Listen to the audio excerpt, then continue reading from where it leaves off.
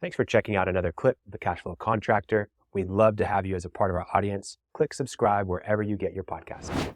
I was talking to a good friend, started a company with a partner 4 or 5 years ago. Everything's great. They're excited, they're ambitious, they're hungry. They do a really good job of growing the business, millions in revenue, and hire a GM to do, a lot of the stuff that they don't want to do as owners, essentially, right? They want to step out, they want to be higher level. And the GM decides that just where he's at in life, he needs to step down and just go back to being a salesperson, project manager. And so now these two owners are tasked with the responsibilities of doing the GM work until they can find someone to replace that GM, and they don't have a good candidate.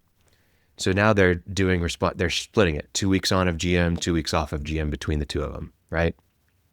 And it's not going well. It's really not going well. I think part of that's probably some complacency with not having to be a GM for a while and then having to go back into the weeds. But they also have two very different approaches. I was going to say there are probably some consistency issues there. Just jumped to mind immediately. Oh, yeah. And I have no idea who you're talking about. Yeah. And it's okay. You don't have to know. But one, hands-on, very engaged in the office every day, or if not in the office, out in the field training new employees. Part of the problem with this business in the last 4 or 5 years, they've had 30 plus people turnover, like join and leave. And most of them are going out and starting their own businesses, right, as competitors to theirs, which is unfortunate. And after talking to one of the ones who just left, like very recently, he's realizing that they're leaving. A lot of them are leaving because of the partner, because of how he treats them, of how he's unresponsive, of how he's not engaged. And so he's trying to have conversations with his partner about some of these things, like, hey, we need to hire a GM. No, I think we can just do it ourselves.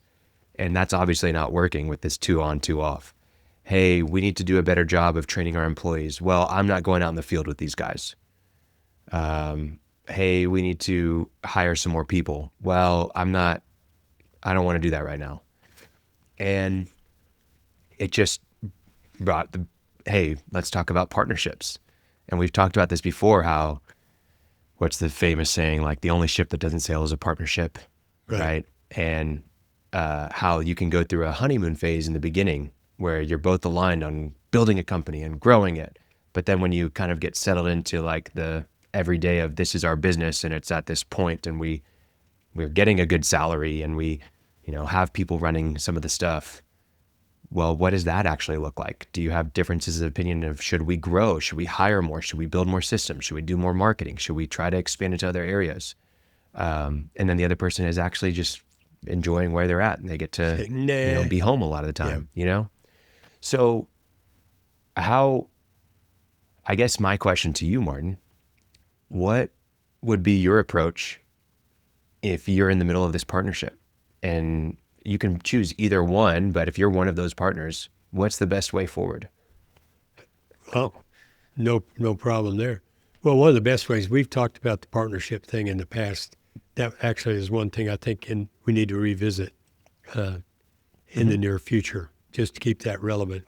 The other thing in passing is, according to Christine Sexter I can't remember, anyway, she works with employees, motivating employees.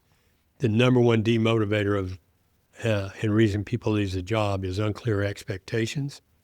That's over 53% of the responses are, that's why I left.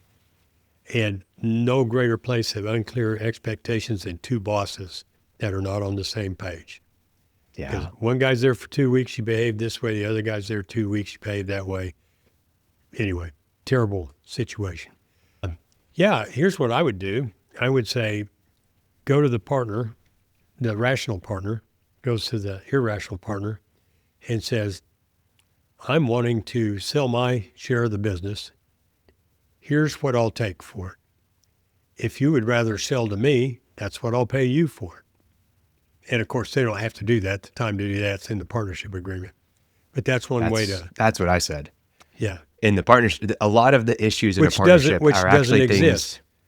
need to happen in the partnership agreement before you start the business. Yeah. I mean, so what are you going to do today is what you're going to do is learn that you're never going to do that again.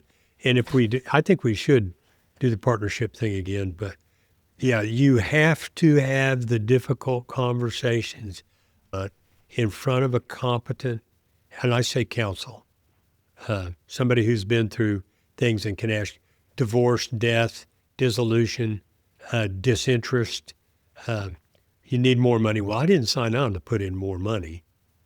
I'm like, distributions. Who does what work? You got to decide that stuff.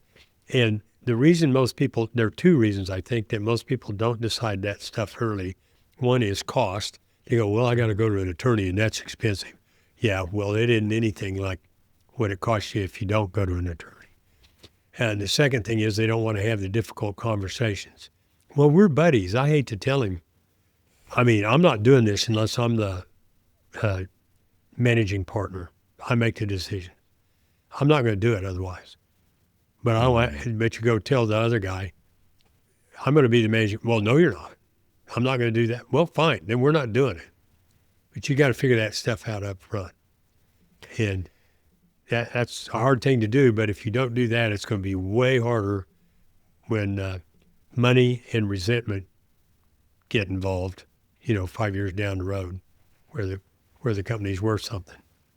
Well, and that's the big question is the company really worth something if you're losing all of your employees all the time, I think I agree with your approach. I also think it's not just that you need to go in and say, hey, I think we need to, I'm ready to sell to you for this price. If you don't want to buy it, I'll buy it for you from that price.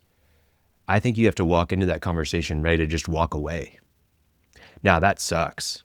I'm not saying that that's like, well, there are a lot of details can be involved. Yeah, there's a lot of details that you need to understand about the business. I get that, but you need to go in ready to have a heavy loss.